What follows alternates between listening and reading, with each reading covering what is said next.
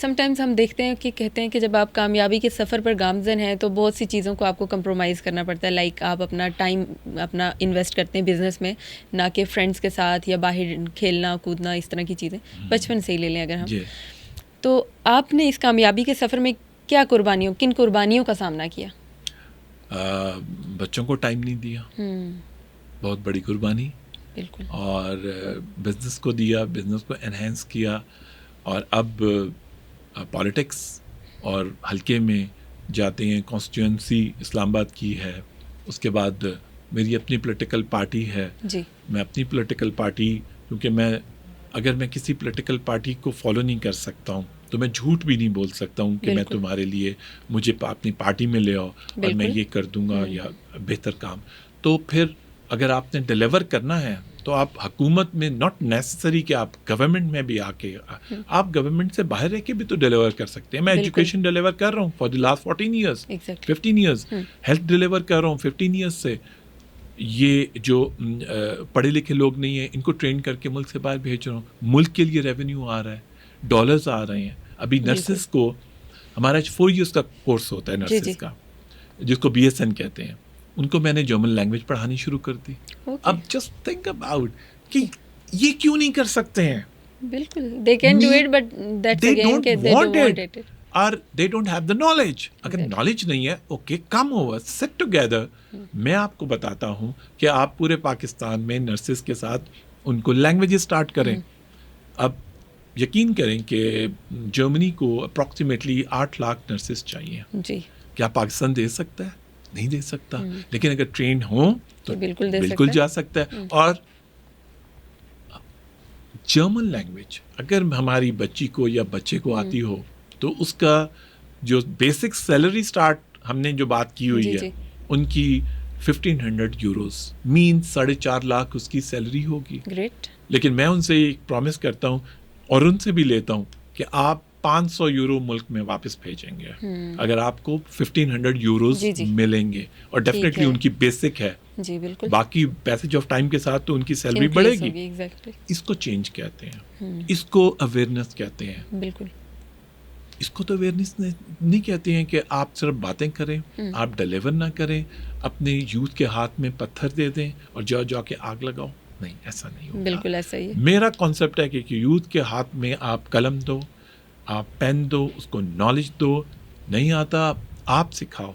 और e commerce is one of the leading इस वक्त दुनिया में, डिकोडिंग कोडिंग वो सिखाएं। और आप कहाँ से कहाँ आप IT में मुल्क में के लिए भी बेहतर हो सकते हैं। बिल्कुल ऐसे तो मैं जो सोचता हूँ मुल्क के लिए वो मैं डिलीवर कर देता हूँ, मुझे हुकूमत की ज़रूरत नहीं है। बिल्कुल ऐसा ही है। तो सर आपकी लाइफ का कोई ऐसा वाकया जो बहुत आप समझते हैं कि दूसरों को भी इंस्पायर करेगा? लाइफ में मैं एक टाइम पे जब लॉसेस हुए तो उस टाइम पे मैं हिम्मत हार सकता था, लेकिन हिम्मत नहीं हारा। और मैंने बहुत थोड़े पैसे से, अप्रॉक्सीमेटली आप समझ लें कि 50,000 से बिजनेस दोबारा शुरू किया, 50,000 से इन 1998 में। और फिर दोबारा वापस अपने कदमों पे खड़ा हुआ।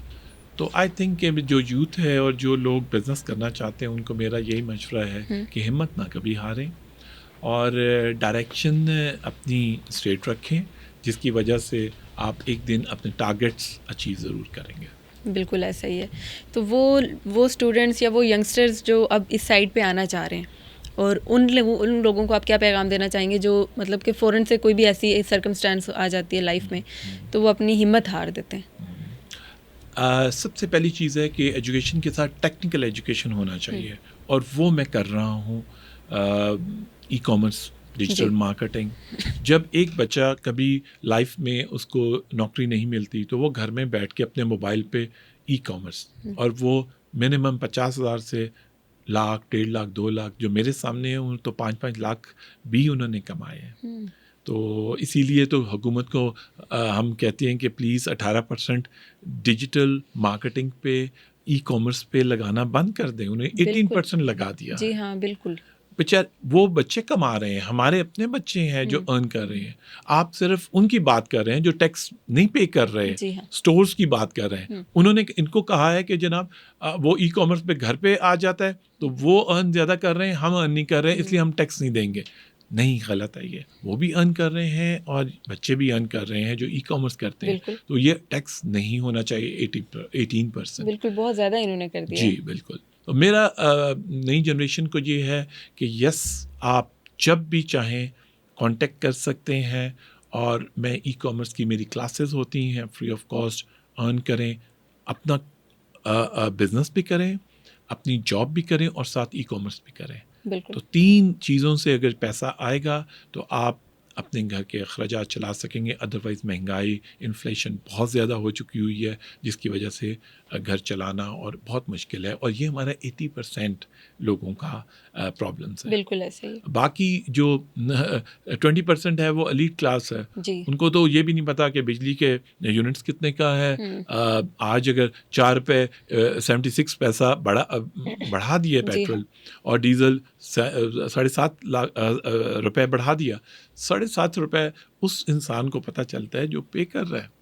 तो इनको तो पता ही नहीं है। तो वो एलीट क्लास को हम बिल्कुल काउंटर नहीं करता। मेरी पॉलिटिकल पार्टी जो पाकिस्तान अवामी कुव्वत है वो 80% लोगों के लिए है, और उन्हीं में ही हमारी कौम आती है। और इंशाअल्लाह ताला आने वाले वक्त में मैं बहुत क्लियर हूँ कि जिस तरह मैं स्टूडेंट्स को, जिस तरह मैं यूथ को लेके चल रहा हूँ, यूथ मेरे साथ स्टैंड करेगा पैसेज ऑफ टाइम के साथ।